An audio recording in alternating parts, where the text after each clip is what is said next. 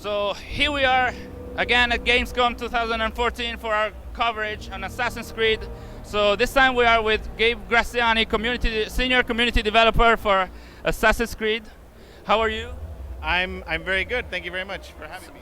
So our questions will be about Gabe's work. So what does it mean to be a senior community developer, and what are your responsibilities?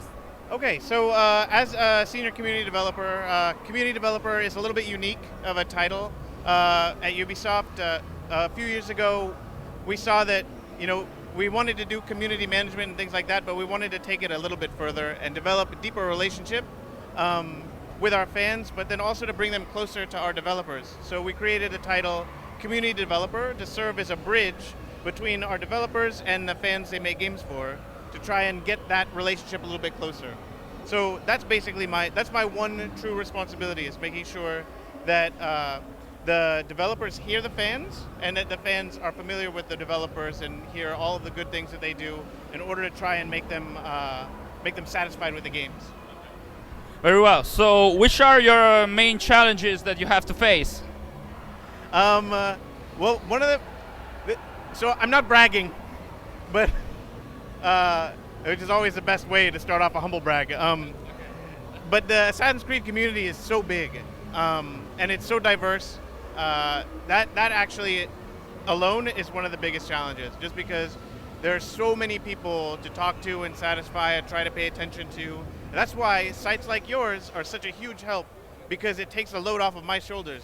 When you guys are communicating and interacting on Access The Animus with our fans and things like that, that means that's less for me to worry about, right? It's less for me to be like, okay, and now we have to do this thing and that thing and So it's a tremendous comfort for me to have fan sites and community members who get active, and we have a lot of them. Yeah. So as much of the community being big is a challenge, the fact that it's creative, it's incredibly creative with cosplayers and artists and fan sites all over the place, that makes it that easier to manage and deal with. So how's your relationships with the fan? Is it always easy to talk with them? That's a good question, because no, it's not always easy. No, definitely not. I mean, sometimes it's difficult, because when you have a group of fans, and I think especially with Assassin's Creed fans, they're very passionate about the games. They want them to be the best they can be. So if for some reason something goes wrong, or something happens that they don't like it, for example, some people, are not big fans of some of the things that we've done with the story, right? They expected it to go a certain way, and it didn't go that way. So that's when it gets challenging, because they love it so much, they want it to be this specific way, and yet we have a lot of artists working for us, and they have to be true to their artistic integrity and do what they're going to do.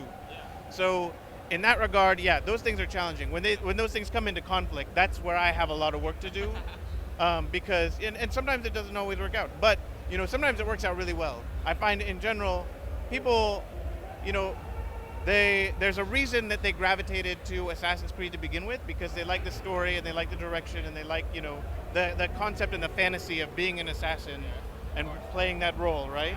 So even though we might have some issues sometimes where things are not exactly what people think, the fact of the matter is that at the end of the day, they're here to be assassins, right? Yeah, I agree with that too. So another question is, do you work on all the official AC communities and media, so Initiates and UB forums and the Twitter account, or do you focus on specific part of the official sources? So as my role at Ubisoft has grown, actually, and I've gotten a little bit more responsibility, and it's grown along with the community itself, right?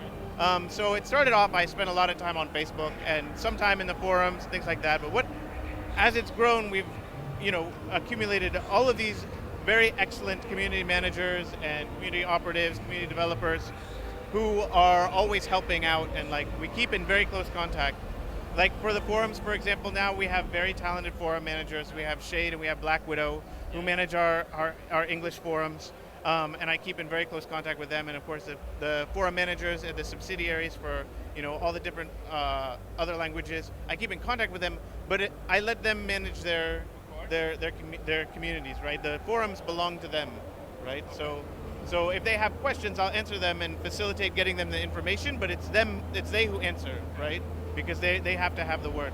And the same is true with initiates, for example. Like we have Escoblades, who was a member of the community, and we did such an amazing job that we hired him onto the company and put him basically in charge of community for initiates.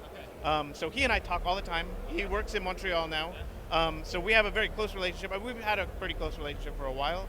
So that working relationship is he handles all of the initiate stuff. So if you see cosplay for Galena or anything like that, that's his doing. That's all him, right?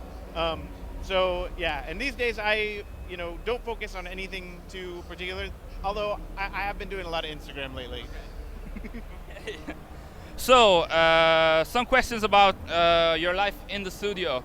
So you live and breathe the studio, and we envy you for that, of course. So can you tell us your typical day at work? Yeah, I mean, so I think it's funny because whenever anybody asks somebody the typical day at work, it always starts with, well, I come into work and I check my emails, and I'm no different. I spend like a good hour and a half sorting through my emails and things like that. But yeah, that's where it ends. That's where the typical day ends, right? Like, because every day from that becomes very atypical, right? During the summertime and as we're pushing through the campaign, of course, at the beginning we come up with a plan for what we want to do in general, and by the middle, that plan is ruined. We have to do completely different things. But by the summertime, we're deep into the convention season, and so we're doing a lot of convention stuff. We want to make sure we have really fun activities for people, like the cosplay contest that we have here at Gamescom on Sunday. But yeah, so it could be that. It could be trying to figure out how we're going to create content. Like we are currently working on a video feature that we'll be unveiling in a little while, hopefully, where we have some developers do parkour. So we had to do all kinds of, we had to set up which developers were going to do it. We had to set up like where we were going to take the courses. Like we had to get the video crew together, all these different things, right? Yeah. But that was like 2 or 3 weeks in July and August, where that was my typical day, was coming in and trying to deal with that. We have Gamescom planning, of course, to figure out what we're doing here. Penny Arcade is coming up too, so we have to figure out what we're doing there. There's a lot of planning, but the best thing is, of course, we're always testing our games. Yeah. The entire team is always testing. We have daily missions that we, need to. So you load up the game, you check out this specific part, and submit your feedback. Yeah. So that's probably the most fun part of my day. Yeah, I guess. And so, last question: which are the people in the studio with whom you work the most, and why? Oh wow. Okay. So the people I work with the most are the other community developers that we have on the project. That goes without saying. But also, we have a group of guys called production marketing.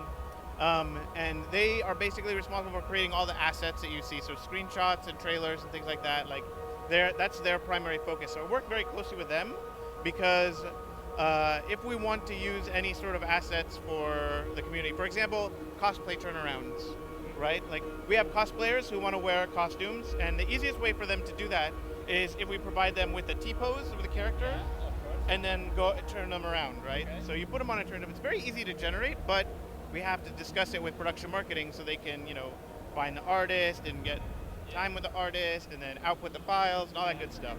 So production marketing are the people that we work with the most. That said, we do spend a lot of time talking with the developers themselves, right? To make sure that we understand fully what the game is about, what the deal is with specific features. Like, we need to make sure that our knowledge of those things is very, very, very secure and thorough, so that when we talk to people in social media and we formulate messaging for the forums or in response to somebody on Twitter or something like that we're right, that we're correct. Yeah. Okay. So that's it for the interview. Thank you for your time. Can you say hi to our community? Well, you already did it. Hey, Access The Animus! Thank you very much. And we'll see you in the next video.